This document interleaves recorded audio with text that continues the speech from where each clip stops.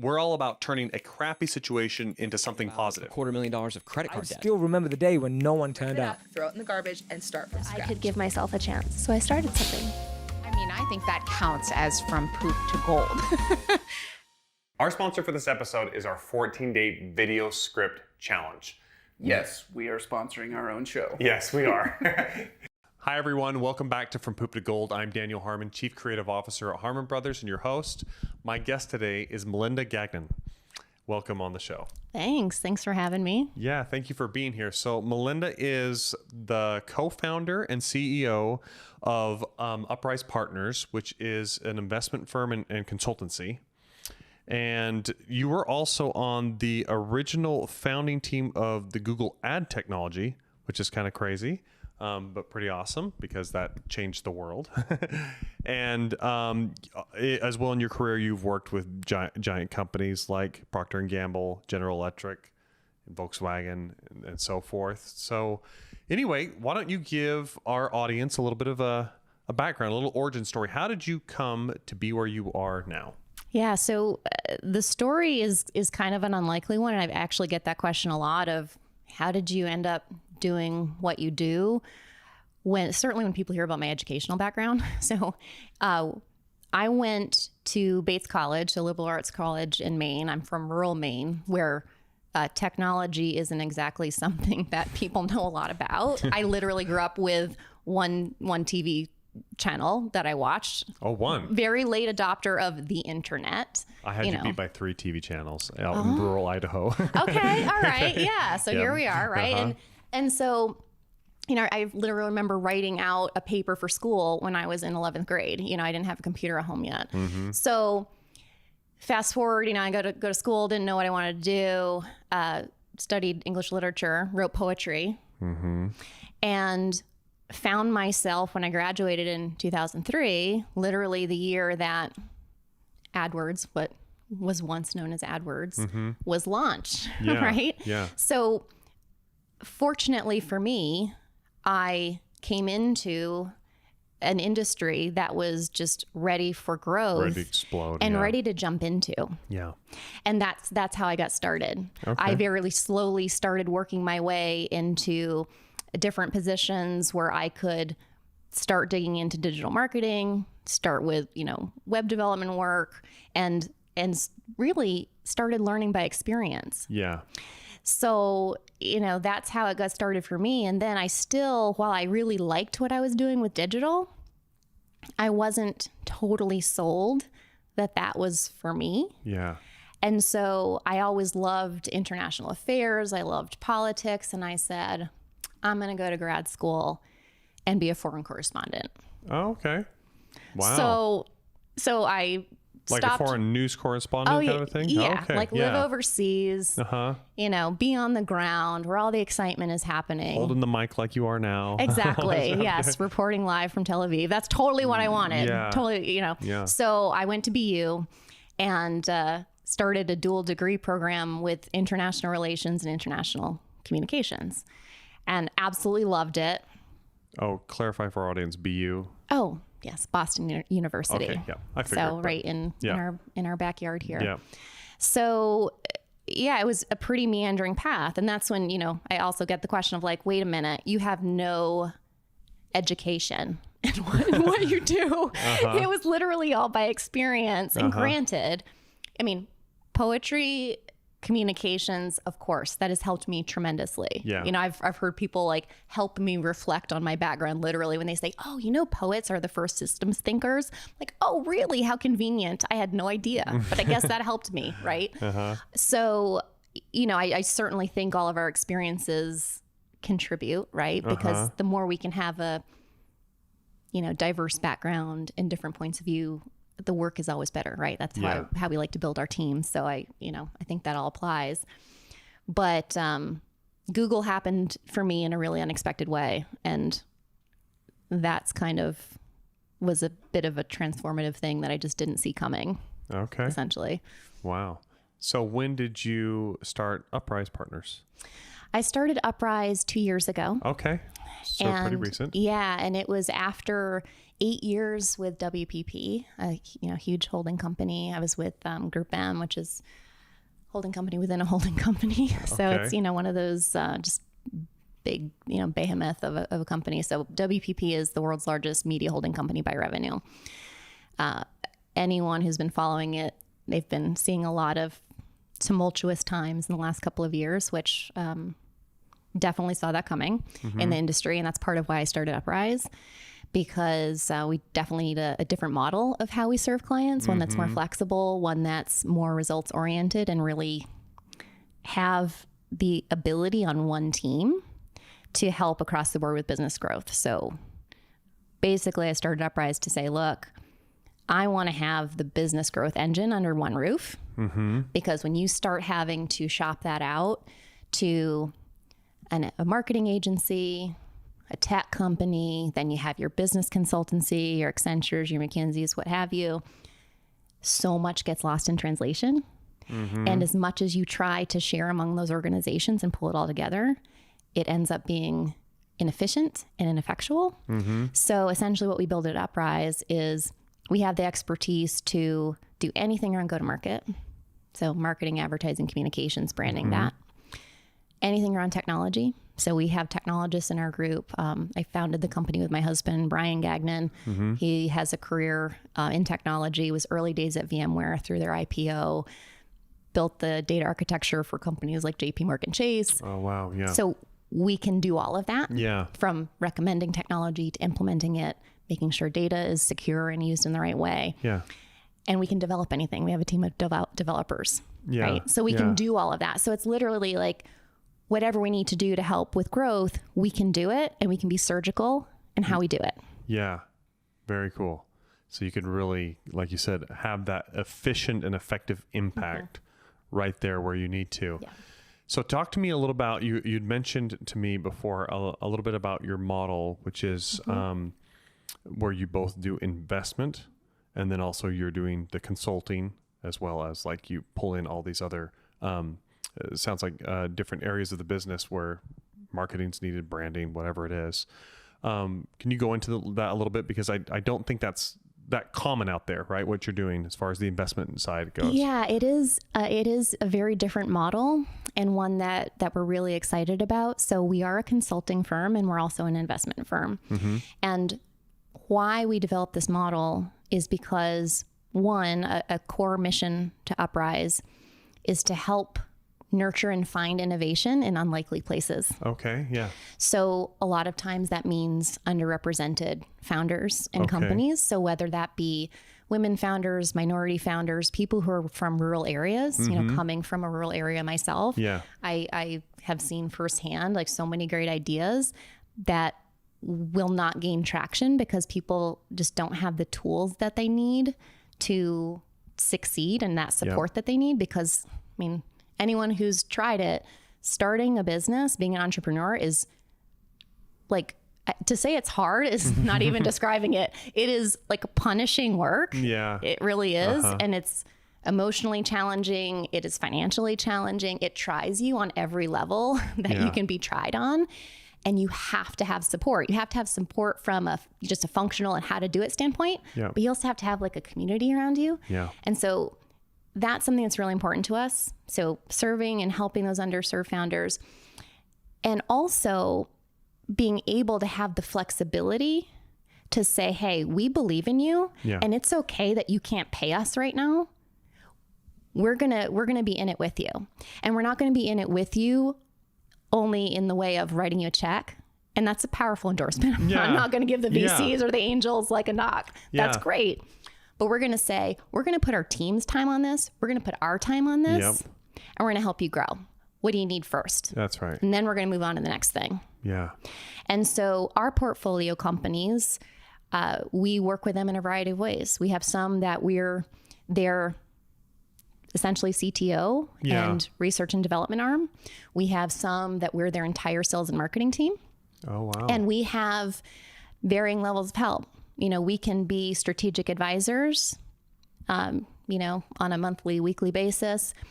we can be in there literally responding to sales inquiries and launching ads. So it's really however the client needs us. Yeah. And that's the flexibility that I was mentioning before, that we show up in the way that best serves the client. Yeah. If it means we pop in once in a while and offer some strategic advice and pop out, cool. Yeah. If you need us to roll up our sleeves and be in it with you every day and have a company email, we will. Uh-huh. If it means we train your in-house team, we'll do that too. Can you imagine an agency being like, I'll train you how to run ads. No way. That's eating their lunch, and that's we really are focused on just helping. And we've had some criticism of like, well, but doesn't that work you out of a job? Nope. No. If they're successful, You're going to be just fine. yeah, exactly. Yeah. Exactly. Yeah, I love that. I think it's actually a fantastic model, and one that aligns incentives actually with the client that you're trying to help out, and I love your mission to basically serve the underserved, right? To go out and help people that are maybe not your stereotypical entrepreneur, but give them the support and the network and everything that they need to be able to succeed. I think that's fantastic. So let me ask now, in your career or life, what was your from poop to gold moment? When have you had a crappy situation that turned into something positive? Yeah. So I love this question, first of all. And I'm going to have my mom watch this because my mom is the queen of poop jokes, and she's just going to delight in this. So I would fit right in your family. Oh yeah. Oh, it's good times. So my poop to gold moment is actually what led me to Google. So I told the bit about like, wasn't really sure this whole like digital stuff was for me. Went to grad school. So I'm in this great program. I've gone like over to the Middle East to do like research for my thesis, because that's my area of study. Like I'm into it, so into it. And spring rolls around. I've been in school full time for a year, loving it. However, realizing I'm going into ridiculous debt because Boston University is very expensive. I had no job because I was going to school full time. I couldn't handle a job. And I had that moment of, okay, this maybe isn't such a great idea, coupled with the realization that the market for foreign correspondence wasn't exactly strong. Oh, okay. So I kind of realized on a couple fronts of, oh, darn, I love what I'm studying and it's fascinating and exhilarating, but I'm going horribly into debt. And I actually don't know how great my job prospects are going to be when I get out of here. You just started looking at the raw numbers of what you were getting yourself into. Yeah. So I said, all right, I think I'm going to keep doing this because I love this. I'm not going to jump ship, but I think I need to go get a job, finish part-time, like get a little practical here. So I was kind of adrift, kind of disappointed at realizing all of this. Yeah. It's your dream, right? And you're like, am I giving up on this? And honestly feeling like I was kind of like a cop-out. Like I was going less all in on the thing that I really wanted to do. Yeah. So it was kind of a tough realization. So I'm like, okay, great. I'll go find a job. And so I applied to Google, not thinking that was going to go anywhere. I mean, I had some, of course, relevant experience and everything, but couldn't believe the day that I got the call. I literally cried, like not even kidding, that I got the job. And, they were in startup space next to HubSpot, actually, over at 1 Broadway, which is in Cambridge, just over near MIT. And we were starting up this ad technology group. It was just, we're elbow to elbow. It was super exciting. And I couldn't believe how much I loved it. That was the first glimpse that I got into what it's like to be an entrepreneur and what it's like to grow something and be a part of this team that is just so smart and so enthusiastic and so capable. And I was just like, oh goodness, I love this. I love the pace. I love the challenge. It's intellectually everything that I was looking for that I didn't have in those jobs that I had before I went to grad school. Yeah. And I just was hooked. So, I finished my grad program, and Google's wonderful. They totally supported me in that. And just kept going in that direction. So, it definitely was a turn that I didn't see coming, like at all. Yeah. But that's the great thing about, poop to gold, right? Like we sometimes are surprised by what we end up liking. Yeah. Kind of being in that low of lows kind of opens your mind up to different possibilities and ultimately like to innovation in your own life, right? Innovation in your career. And so, I think that's fantastic. So let me ask about your creative process. I'm assuming you sound like you've got a creative bone in you, for certain, that you're a creative and strategic thinker. What is the best way for you to get into the flow of ideas and to have like those creative ideas coming? What do you find is your recipe for getting the best ideas for Malinda? To create space. Okay. Where creativity doesn't happen, and I would guess this might be true for most people, is when, first of all, you insert too much structure. Usually you insert too much structure when you're pressed for time. You're pressed for time when you just have too much going on. And that all is the recipe for a frantic mind. And good stuff doesn't happen when that's your state. So when I'm working on something, a project that has to be really creative or really strategic, like, for example, I've been doing a lot of investor, like, presentation reinventions. Like, how do we talk about the company? How do we conceive of the value of the marketplace we're talking about, like setting the stage for, like, what is this thing? And I'm going to use a really cheesy term. What is the essence of this thing? Right? So if I'm going to describe something in the most like simplest terms, like what does that start to be? And it's literally kind of just trying to get to the meaning of what's there. Yep. But it can't start in a structured way. It literally has to start with a like, why is this meaningful question? Yeah. And that can go so many different places. And then you follow it and you're like, no, that's not it. You follow something else and that's not it. Right. And then you kind of build from there. So yeah, I think you just have to give yourself room to wander and know when to ask yourself, that's not it. Keep going. Or I need to reframe the question and literally ask yourself the question in a different way because it helps you think about it differently.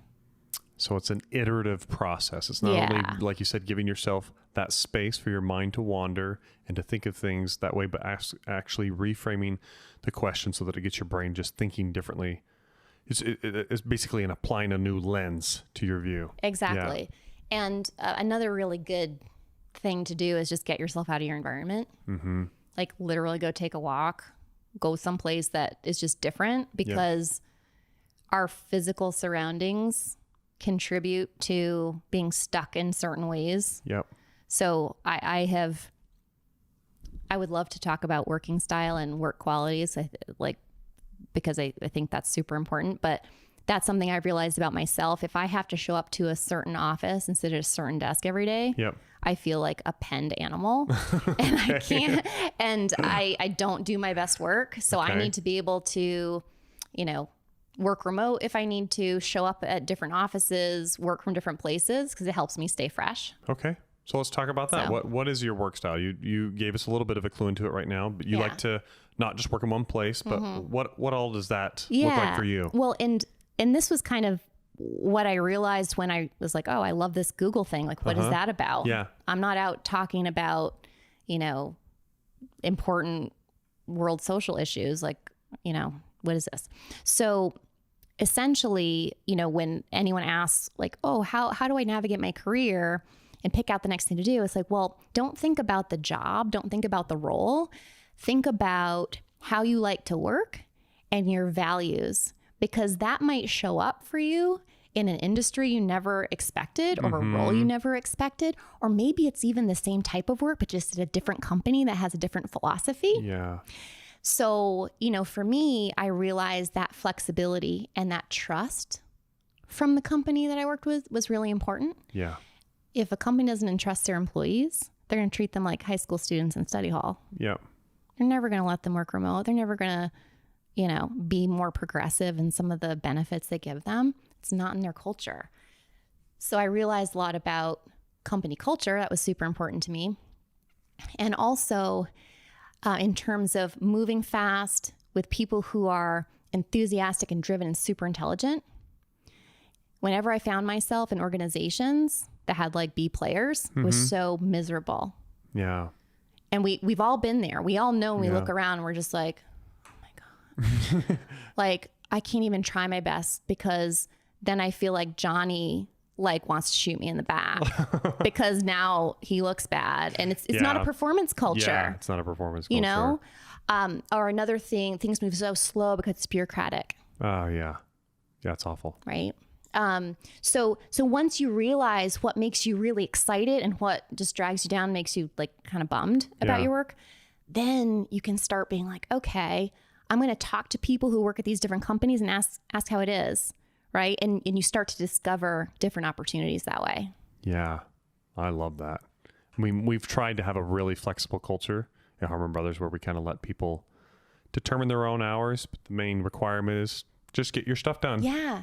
and when you have teams that work really well together, when people are getting stuff done or they're not. Yeah. You know it. Yep. It's not a mystery. Yep. So, if people are getting lost out there and you don't know what they're doing, well, do they not have the right role? Do you, what is it? It's something so yeah, I'm with you 100%. Yeah. Where should people look you up? Where should our audience search you out? Yeah. So we have a website, uprisepartners.com. Okay. Brian and I also have a podcast, datamyths.com, which is related to some of our work with Uprise, but it's more of just like what we think about the industry and fun stuff that's happening in tech. And you can reach me, Malinda, at uprisepartners.com by email. Awesome. Thank you so much for your time. Thank you. This is fun. This has been super insightful for me, especially because your model is so different, but I love your approach to stuff. I love your mentality behind making it work for you, starting from a place of core values and cultural fit and that kind of thing. And then the other things can kind of, fall into place.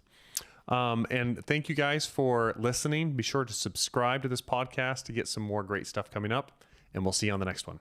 As entrepreneurs and small businesses, we all kind of reach that point where we know we've created something awesome and we want to share it with the world, right? And it's that very next step that can oftentimes be really intimidating or really scary, or you just don't know where to go next, right? And the beautiful thing about this 14-day script challenge is you get your hand held from, okay, you have this cool product, now let's go research and find the exact way to present it and message it to the world in a way that resonates and gets people excited and they're ready to swipe their credit card and purchase. And in the 14-day script challenge, you get the opportunity to go through that step by step with our writers who have done it dozens and dozens of times. You actually watch us go through each of the steps ourselves and create it with a real client, a real product, and it's a real campaign that's out there that's been very successful. That's right. And the feedback that we've had on this thing has just been phenomenal. I mean, we get comment after comment and emails flowing in from people all over the world who have just raved about the impact that this has had on their business. People tell us over and over again, it is just a huge value punch for the investment for this 14-day script challenge, and really gave them the tool set they needed to walk through it and make it happen. And we've had dozens of students who have successfully taken the challenge, written their script, launched their ad campaigns, and driven success for their business. It's pretty amazing. For more information, go to hbros.co/script.